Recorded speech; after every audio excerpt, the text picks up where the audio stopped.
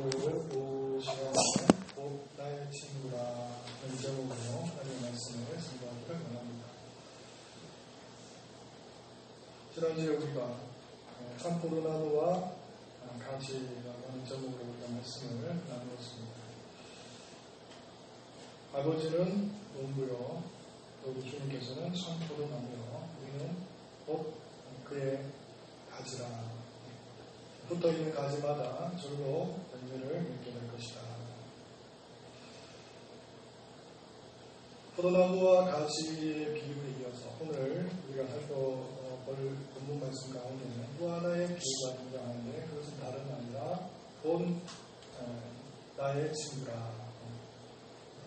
성도들을 향해서 주님의 제자들을 향해서 주님께서는 친구라 그렇게 이제 비유하신다 하는 것입니다.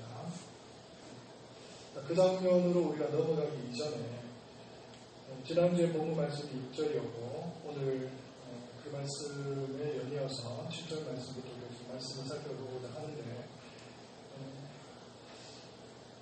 참 나무에 붙어 있는다는 것이 무엇인가, 그리고 열매를 맺는 방식이라고 하는 것이 무엇인가 하는 측면에서 주님께서는 계속해서 우리에게 말씀을 가르치고 있습니다. 그런 측면에서 우리가 살펴볼 것 같으면 열매를 맺는다는 것, 열매를 맺는다는 것이 무엇인가, 주위에서 살펴볼 것은 이것입니다. 9절 말씀 보여주겠습니다. 9절 말씀. 아버지께서 나를 사랑하신 것 같이, 이렇게 되어 있습니다. 아버지께서 나를 사랑하신 것 같이. 여기서 이제 같이라고 하는 것은 이제 비교 접속사로서 원본에는 카도스라고 되어 있습니다. 카도스. 그래서 방식에 있어서 같고, 정도에 있어서 같고, 이유에 있어서 같다, 이런 이야기입니다. 그러니까 동일한 방식, 동일한 정도, 동일한 이유를 가지고 있다, 이런 의미인 것 같습니다. 그래서 나를 사랑하신 것 같이, 나를 사랑하신 것 같이 나도 너희를 사랑하였습니다. 이렇게 되어 있습니다. 여기 가치라고 하는 단어가 여러분 주목할 필요가 있습니다. 어디로 가시느냐 하면 10절 말씀 가시면 똑같은 단어가 나옵니다. 내가 아버지의 계명을 지켜 그의 사랑 안에 거하는 것 같이, 이렇게 됐습니다. 주님께서 아버지의 계명을 지켜서 그 사랑 안에 거하는 것 같이, 이렇게 됐습니다. 같이. 동일한 단어 카도스라고 하는 단어를 쓰고 있습니다. 이제 12절 말씀을 보겠습니다. 12절 말씀 보면 내 계명은 곧 내가 너희를 사랑한 것 같이, 동일한 단어입니다. 방식에 있어서나 정도에 있어서나 이유에 있어서 동일하다는 것이죠. 그러니까 어떻게 우리가 열매를 맺을 수 있느냐. 다시 말해서 우리가 가지로서 참된 포도나무 가운데 붙여진다고 하는 것은 무엇인가? 그건 다름 아니라 주님께서 행하신 것 같이 우리의 온전한 본보기가 되시고 모범이 되시는 예수 그리스도를 그대로 바라보는 겁니다. 그와 같이 동일하게 하는 겁니다. 예수님을 닮아서 그 일을 행하는 겁니다. 그렇게 되어질 때에 우리는 절로 열매를 맺을 수 있다고 성경을 가르치고 있습니다. 자, 그러면 다시 한번 카도스라는 단어가 나오는 본문 말씀 다시 한번 살펴보기로 하는데 9절 말씀에서는 주님께서 뭐라고 말씀하시느냐 하면 기준을 제시합니다. 모범을 제시하는데 그 모범이라고는 다른 것이 아니라 아버지께서 주님을 사랑하신 것 같이, 아버지께서 아들을 사랑하신 것 같이 너희들도 나를 사랑하라. 아버지께서 나를 사랑하신 것 같이 나도 너희를 사랑하였으니 나의 사랑 안에 거하라. 나의 사랑 안에, 그렇게 말씀하고 계십니다. 그 모범을 어디에서 찾느냐 하면 성부 하나님께서 성자 하나님을 사랑하시는 것에 모범을 둡니다. 기준을 둡니다. 자, 그러면 이제 10절 말씀에서 보게 되면 동일하게 내 사랑 안에 거하라고 말씀하시는 그 목적을 두고 하시는 말씀인데 이제는 어디에 기준을 두느냐면 주체는 주님입니다. 성자 하나님께서 아버지의 계명을 지켜서 그 사랑 안에 거하는 것 같이 온전히 나의 사랑 안에 거하라고 말씀을 하고 계시는 것이죠. 자, 이제 12절의 말씀을 맞서면요. 내가 너희를 사랑한 것 같이 너희들도 사랑 안에 사랑하라. 이렇게 말씀을 주고 있는 것입니다. 자, 이렇게 되어질 때에 우리는 어떤 일들이 벌어지냐면 우리 성도 가운데서 열매가 맺혀지고, 열매라고 하는 것은 다름이 아니라 주의 계명을 이루는 것인데, 그 계명을 이룬다는 것은 다름 아니라 주의 사랑 안에 거하면서 우리가 온전히 나의 이웃을, 나의 성도를 온전히 사랑할 수 있게 되는 그런 삶들을 살아갈 수가 있게 된다는 것입니다. 자, 이렇게 되어졌을 때 궁극적으로 성경은 우리에게 분명하게 설명하고 있는 것은, 이것이 이루어졌을 때 내 아버지께 영광이 올려지게 된다고 말씀합니다. 8절 말씀, 너희가 열매를 많이 맺으면 내 아버지께서 영광을 받으실 것이다. 이런 일들이 일어날 때 아버지께는 어떤 유익이 돌아가느냐 하면 그분께는 영광이 돌려집니다. 아버지는 영광을 받으십니다. 반면 우리에게는 어떤 일들이 벌어지느냐 하면 11절 말씀을 보니까 내가 이것을 너희에게 이름은 내 기쁨이, 주님의 기쁨이 너희 안에 있어 너희 기쁨을 충만하게 하리라. 우리 가운데는 기쁨이 넘친다는 겁니다. 세상이 줄 수 없는 기쁨, 잠시 잠깐 왔다가 머물렀다가 지나가는 그런 기쁨이 아니고 일시적인 기쁨이 아니라 영원한 기쁨, 하늘의 기쁨을 우리에게 허락하십니다. 그야말로 성령의 열매라고 얘기할 수 있는 희락이 우리 삶 가운데, 우리 신령 가운데 머물러 지게 된다. 이렇게 말씀하고 있습니다. 자, 그러니까 우리가 사랑하는 것뿐인데, 주님을 닮아 사랑하고 섬기고 희생하고 또 봉사하고 안아주고 아껴주고 사랑하는 것뿐인데 궁극적으로 아버지께는 돌아가는 것은 영광이고 우리 가운데 머무는 것은 희락이다, 기쁨이다, 이렇게 말씀을 하고 있는 것입니다.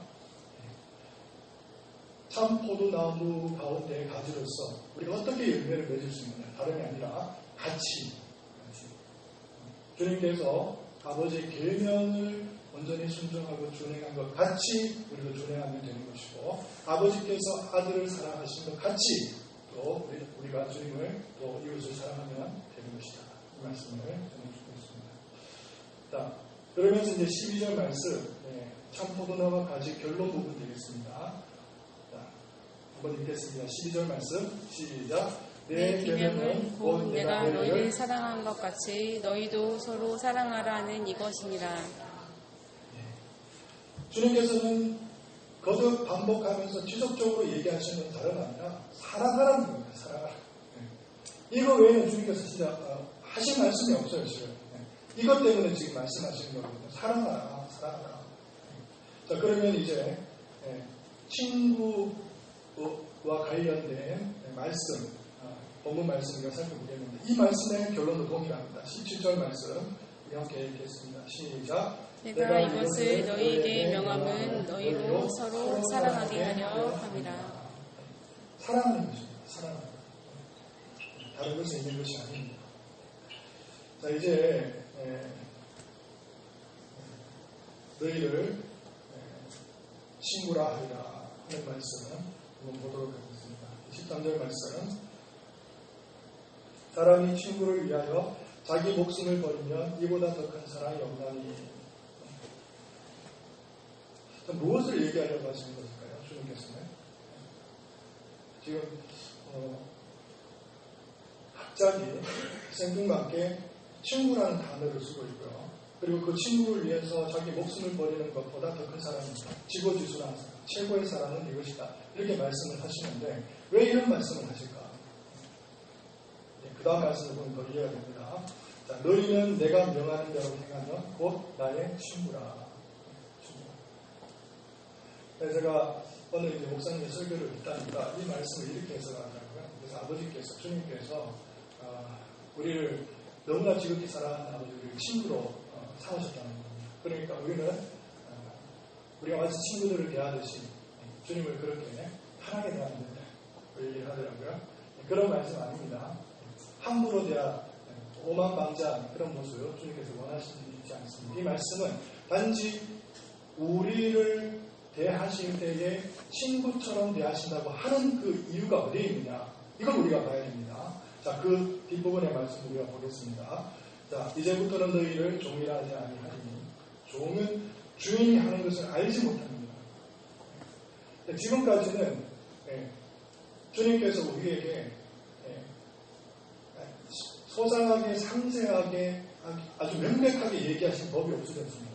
그러나 이제는 성령 하나님을 통해서 우리에게 모든 것을 가르쳐 줄 것을 미리 약속하셨고 또 역사 속에서 주님께서 입증해 주셨죠.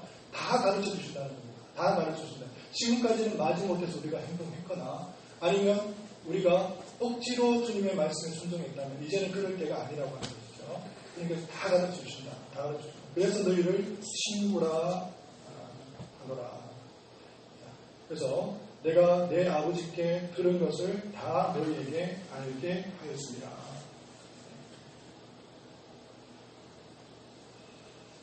이 말씀을 하는 데는 이유가 있습니다. 당장 하루가 지나고 내일이면 주님께서는 이제 무엇을 지셔야 됩니까? 십자가를 지셔야 됩니다.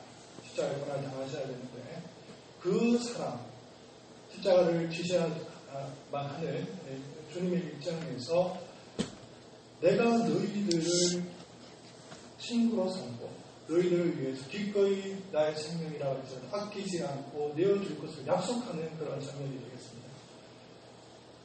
주님의 사랑은 어떤 사랑입니까? 조건 없는 사랑이고 정말 숭고한 사랑이고 영원한 사랑이고 나를 위해서 정말 당신의 그 모든 것들을 아끼지 않고 쏟아 부어주신 그 사랑인데 그 사랑을 친구를 위해서 베푼다면 그보다 더 큰 사랑이 없다는 것이죠.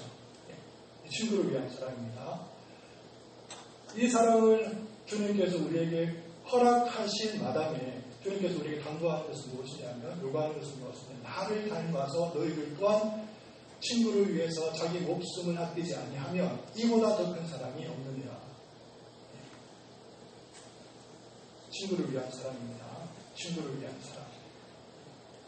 이렇게 생각할 수 있습니다. 주님께서 이 자리에 있는 모든 성도님들을 다 친구로 삼으셨어요. 친구로 삼으셨는데 친구를 위해서 주님께서 희생을 하셨습니다. 이미 친구로 여기시고 희생하셨습니다. 그런데 여러분들이 주님의 친구라고 하는 것이 어디에서 드러나느냐면 여러분들 또한 여러분의 친구 가운데 여러분의 인생을, 여러분의 생명을 아끼지 아니하고 천하보다 귀하죠. 그럼에도 불구하고 이 생명을 기꺼이 희생할 수 있는 사랑을 통해서 여러분들이 주님의 친구라고 하는 것을 증명할 수 있는 겁니다. 이 말씀은, 이 방식은 지금 우리가 다락방 단화를 끊임없이 지금 계속 살펴보고 있는 가운데 주님께서 계속해서 반복적으로 이 패턴을 주님께서 강조하셨고 포기하지 않고 이 지금 구조와 패턴을 계속해서 지금 유지하고 계십니다. 우리는 어디에서 보았습니까?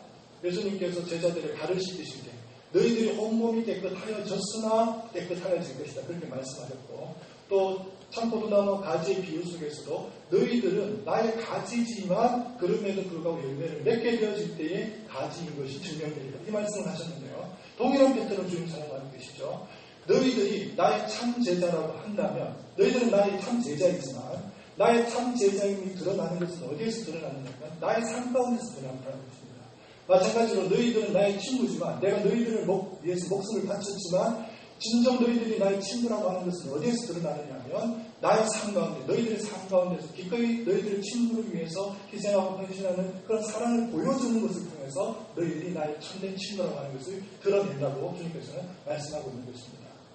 그러니까 주님께서는 주님의 그 온전한 그리고 안전하신 그 사랑과 친구를 위해서 희생하시고 헌신하신 그 사랑을 우리에게 모범으로 보여주시고 그 모범을 따라서 온전히 순종하고 실행하기를 원하는 사람들, 이 사람들을 하나님께서는 기뻐하시고 즐거워하신다고 성경은 우리에게 전하고 있는 것입니다. 자, 그렇게 되어졌을 때 자, 이런 일들이 벌어집니다. 16절 말씀. 너희가 나를 택한 것이 아니요 내가 너희를 택하여 세웠나니 이는 너희로 가서 중요한 문구가 나왔습니다. 가서 열매를 맺어야 됩니다. 어떻게 보면 독특한 그런 표현이 아닐 수가 없는데 주님께서는 분명히 내 안에 거하라고 이렇게 말씀하시고 내 사랑 안에 거하라고 말씀하시고 내 말씀 안에 거하라고 얘기하셨음에도 불구하고 이제 열매를 맺을 수 있는 것은 다름 아니라 가서 맺는다는 겁니다. 가서. 이것은 무슨 의미를 가지고 있습니까? 교회에 머무는 것이 당연하고 또 주님과 연합되어지는 것은 분명히 우리에게 필요한 것이 사실이지만 그럼에도 불구하고 우리의 열매는 어디서 맺혀지느냐면 가서 맺혀진다고 합니다. 세상 속에서 이루어지고 온전히 불신과 질투와 시기가 범람하는 곳에서 이루어지고 분열과 분당이 이루어지는 곳에서 이루어지고 나를 미워하는 사람들 가운데서 이루어지고 온전히 열매는 어디에서 이루어지느냐면 원수들을 대할 때 열매가 맺혀지고 이런 일들입니다. 그러니까 내 사랑 주님의 사랑 안에 온전히 거해야 되는 것은 마땅하지만 그럼에도 불구하고 열매는 어디서 이루어지냐면 가서 이루어진다고 합니다. 가서 세상 속에서 어둠 속에서 사망의 권세 아래에서 이루어지는 것이 바로 주님의 열매라고 하는 것이죠. 주님께서는 이것을 강조하고 있습니다.